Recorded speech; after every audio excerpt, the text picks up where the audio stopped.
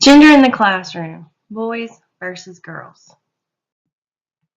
Is there really a difference in teaching boys and girls? Of course, there's always a difference. The appearances are different, interests are usually different, personalities are always different. You usually see a big difference in the elementary age. This is where they're just learning themselves. And there are exceptions to every rule. So you're going to have girls that act like boys and boys that act like girls. It's just part of nature. The way boys learn and the way girls learn are different. So how do boys learn?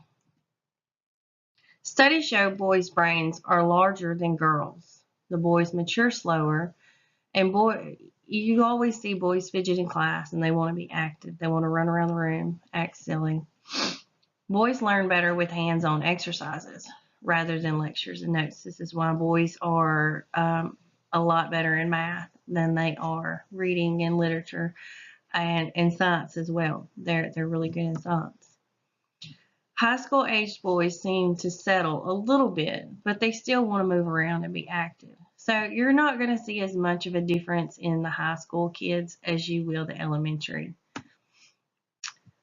Some, but there are exceptions, like some of these boys, they may have problems coping with puberty and testosterone levels. Some examples, they're grabbing at girls. They can't control their tempers, fighting, horseplay. This will all affect their education. And most boys are more focused on extracurricular activities than they are school. So whether it's dating, football, baseball, they've all got their mindset on something else besides education. Now, how do girls learn? A girl's brain grows faster than a boy's. The girls mature faster and seem to want to please their superiors. Girls learn by listening to explanations and instructions. And most girls like to read. This is why the girls are better in language and reading, and they fall off in math and all that. Girls want to feel secure in their settings. This is just a female thing. Puberty can affect the girls as well. Their emotions will be on high when they get to the puberty level. Most girls, they all want to be talkative and social in class, and this will affect their learning. Girls can focus more on a task and most girls worry about getting in trouble more than the boys do. How do we handle the difference in the genders in one classroom? Because most classes are co-eds. We need to make sure there's time set aside for the students to get outside or in an area where they can be active and move around. Encourage the girls to play sports and be active instead of just sitting and reading. Encourage the boys to listen and learn and set higher goals when it comes to their education. Be flexible and available when it comes to different situations that may occur.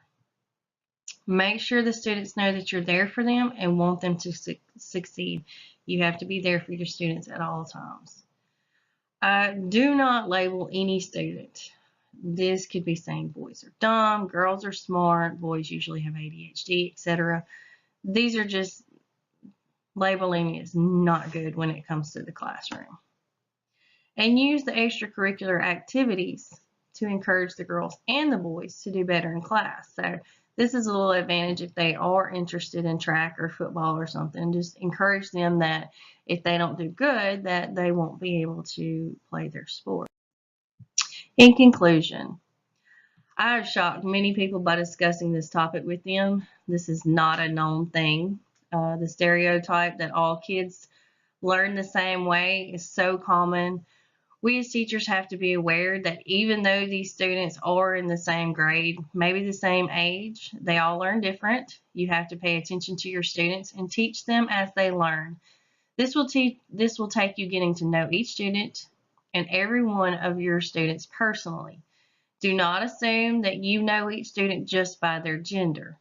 There are exceptions to every rule. We have to be aware of the differences in our students and the gender And gender is just one of those differences. There are many that will come into your classroom, and you have to be aware of each and every one of them.